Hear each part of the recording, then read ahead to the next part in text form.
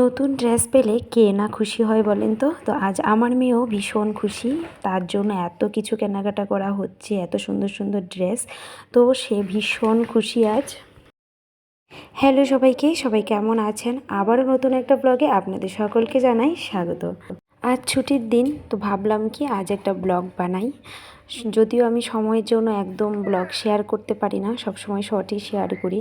তো সেই জন্য আজ সকাল থেকে সন্ধ্যা পর্যন্ত একটা ব্লগ আপনাদের সাথে শেয়ার করছি। Good morning, Radhe Radhe.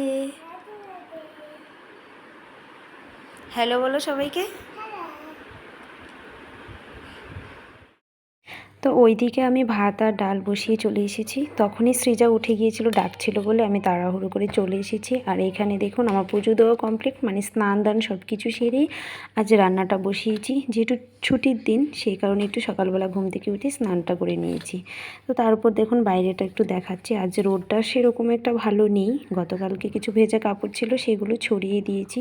তারপর চলুন বিছানাটাকে এখন ভালো করে একদম ঝেড়ে ঝুড়ে ফ্রেশ করে নিয়েছি। আর সাদা বেডশিট কিন্তু আমার ভীষণ পছন্দের। সৃজার জন্যই সবসময় পেতে রাখতে পারি না, নোংরা করে নেয় বিছানাটাকে একদম। তো তারপর চলুন আমি এখন রান্নাঘরে চলে যাব, এখানে কাজ শেষ। আর এখানে আমার একদম ভাতও হয়ে গেছে। তো ভাতটাকে আমি নামিয়ে নেব। আর এক পাশে আমি ডিম আর আলু সেদ্ধ বসিয়ে দিয়েছি, সেটা হতে থাকুক। ততক্ষণে আমি ভাতের একদম আটটাকে গেলে নিয়েছি। আর এখানে মানে এক পাশে ডালটাকেও আমি সম্বার দিয়ে বসিয়ে দিয়েছি। চলুন দেখাচ্ছি সৃজা কী করছে। সৃজা ওই খেলনাপাতি নিয়ে বসে বসে খেলা করছে। যেহেতু ছুটির দিন সারাদিনই তো ঘরে থাকবে, তো সে কারণে ও খেলা করছে। ওকে বললাম যে মা রান্না হোক, তারপর তোমাকে আমি ভাত দিয়ে দেবো। তো এখানে চলুন কী কী রান্না করেছি সেটা বলছি। আজ অন্য কিছু রান্না করি, আজ অনেক মানে ভর্তা রান্না করেছি। আর ডিম আর আলু সিদ্ধ করেছিলাম, আর পাশে বাদাম ভর্তা করেছি। আর কাঁচা লঙ্কা দিয়ে ডিম দিয়ে আলু দিয়ে একটা ভর্তা করেছি। একটা ডিমকে আর একটা ডিম সৃজার জন্য রেখে দিয়েছিলাম, সেটাকে ভাজি করে রেখেছি। আর এখানে আলু ভর্তা করেছি। তো এভাবে খেতে কিন্তু আমার ভীষণ ভালো লাগে। আর ভর্তা দিয়ে কিন্তু জমিয়ে খাওয়া দাওয়া করা মানে যায়, যদিও আমার ভীষণ পছন্দের, জানি না কার কার পছন্দের। তো সেই কারণে আজ ভাবলাম কি অন্য কিছু রান্না করব না, সকাল আর দুপুরটা এই দিয়েই কাটিয়ে দেব। রাতে দেখা যাক কী করি। তার সাথে ডাল ছিল। আর আমার তো একদমই রান্না কমপ্লিট হয়ে গেছে। তো চলুন এখন সৃজাকে খেতে দেবো, তারপর ওকে স্নান করিয়ে ঘুম পাড়িয়ে দেবো। বিকেলবেলা আবার একটু বেরোবো, কোথায় যাচ্ছি সম্পূর্ণটাই দেখতে পাবেন। এখন বিকেল প্রায় 4টে বাজে, বেরিয়েছি, একটু শপিং করার আছে, তো সেজন্যই আজ বেরোলাম। তো চলুন কথা বলতে বলতে কিন্তু চলে এসেছি সৃজার খুব পছন্দের জায়গা মলে। এখানে আসলে সৃজা ভীষণ খুশি হয়ে যায়। তো কী কী কেনাকাটা করছি অবশ্যই সব কিছু আপনাদের সাথে শেয়ার করব। এখন চলুন একটু ঘুরি দেখে নিই। তো আমার কিন্তু মানে ঘড়িগুলি সব দেখে ভীষণই পছন্দ হয়েছে, কিন্তু সৃজার বাবার একদম পছন্দ হয়নি এখান থেকে একটা ঘড়িও। তো যার কারণে ঘড়িটা আর কেনা হলো না। ওর পছন্দ না হলে তো আর নিতেও পারছি না। তো তারপর চলে এসেছি সৃজার জন্য কিছু মানে সে যেহেতু পড়ে গেছে, তো ওর জন্য সোয়েটার নিতে হবে। আর বাচ্চাদের প্রত্যেক বছরই ড্রেস কিনতে হয়, এক বছর ওটা আরেক বছর হয় না। তো এখানে সোয়েটারের সেরকম একটা কালেকশান ছিল না, ওই একটা কালারেই ছিল। তো আমার কালারটা সেরকম একটা পছন্দ হয়নি, যার কারণে এই সোয়েটারটা আর নেওয়া হয়নি। কিন্তু সৃজা তো মানে ভীষণ খুশি, ও এটা নিতে খুব চাইছিল। আর তারপর এই ড্রেসটা আমার খুব ভালো লেগেছে, তো সেটাও হাতে নিয়ে একদম দাঁড়িয়ে গেছে যে বলেছি। তো তারপর ওর জন্য কয়েকটা প্যান্ট নেব। প্যান্টগুলি ভীষণ সুন্দর ছিল, কিন্তু দামটা অনেক বেশি ছিল প্যান্টগুলি। তো তারপর এই যে আমি যে মানে জিনিসটা সৃজার জন্য খুঁজছিলাম অনেক দিন ধরে, সেটা পেয়ে গেছি।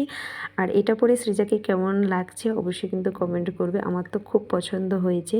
তো কী কী নিয়েছি সেটা পরে দেখাবো। আর এখন কিছু সৃজার খাবার শেষ হয়ে গেছে ঘরে, সেগুলো প্রয়োজন ছিল, সেগুলি এখন নিয়ে নিয়েছি। নিয়ে খুব তাড়াহুড়ো করে লাইনে এসে দাঁড়িয়েছি, কারণ এখানে প্রচুর সন্ধ্যের পরে কিন্তু প্রচুর লাইন হয়ে যায়, লাইনে প্রায় 1-2 ঘন্টা চলে যায়। তো বিল করে একদম বেরিয়ে চলে এসেছি। তো তারপরে এখানে সৃজাকে একটু কেক খাইয়ে দিয়েছি, কারণ ও বাইরে বেরোলে কেকটাই খেতে পছন্দ করে, আর অন্য কোনো কিছুই ও খাবে না। তো যার কারণে ওকে একটু যেহেতু সন্ধে হয়ে গেছে, ওর খিদেও পেয়েছিল, ওকে একটু কেক টেক খাইয়ে তারপর আমি গিয়েছিলাম আবার বাজার করেছি, সবজি বাজার করেছি, সেটা তোমাদের দেখায়নি কারণ আমার অনেক ব্যাগ হয়ে গেছিলো, তো সেই কারণে আর সেটা আমি ভিডিও করতে পারিনি। তো চলো এখন বাড়ি চলে যাচ্ছি, এখন প্রায় 7টা বেজে গেছে। বাড়ি গিয়ে তোমাদের সাথে শেয়ার করছি যে কী কী কেনাকাটা করেছি। আর এসেই দেখো আমি ক্যামেরা করতে একদম ভুলে গেছি। আমার এই একটা অভ্যেস, আমি বেশিরভাগ সময় ক্যামেরা করতে ভুলে যাই, যার কারণে আমার অনেক ভিডিও আপলোড করা হয় না। তো এই যে বিস্কিটটা খুলে অলরেডি মানে আমি টেস্ট করে দেখেছি যে বিস্কিটটা কেমন খেতে, খুব ভালো লেগেছে। এই বিস্কিটটা ফার্স্ট টাইম এনেছি, খুব ভালো লেগেছে খেয়ে। তো বিস্কিটটা খাওয়ার পর মনে হয়েছে যে আমি তো ক্যামেরা করতে ভুলে গেছি। তো তারপর সেটাই তোমাদের সাথে শেয়ার করছি। সৃজার সব কিছু এখানে যা যা এনেছি সৃজার ওই স্কুলের টিফিন দেওয়ার জন্য সকালবেলা কেক, বিস্কিট এগুলি নিয়ে এসেছি। আর যা যা শেষ হয়ে গিয়েছিলো, তারপর ডালিয়া শেষ হয়ে গিয়েছিলো, তো সেটাও নিয়ে এসেছি। বাদাম শেষ হয়ে গেছিলো, তো সেটা নিয়ে এসেছি। তো বিশেষ করে এগুলোর জন্যই মলে গিয়েছিলাম। আর সবচেয়ে বেশি ইম্পর্টেন্ট, আমি একটা ওয়াচ কিনতে গিয়েছিলাম, সেটাই আমার কেনা হয়নি, কারণ সৃজার বাবার একদমই একটা ওয়াচ পছন্দ হয়নি, যার কারণে আর নেওয়া হয়নি। আমাকে বললো তুমি নেক্সট আরেকদিন আসবে, এসে নিয়ে যাবে। তো চলো তারপর আর সৃজা তো এখানে সৃজার চকলেট নিয়ে ব্যস্ত, সেটা আর কি বলবো। আর কি কি সবজি বাজার এনেছি সেগুলো আমি গুছিয়ে ফ্রিজে রেখে দিয়েছি, আর সেটা দেখাতে পাচ্ছি না। আর দেখো এখানে প্রচুর কলা নিয়ে এসেছি, আমার ঘরে কলা কন্টিনিউ থাকতে হয়, সৃজা খেতে ভীষণ পছন্দ করে।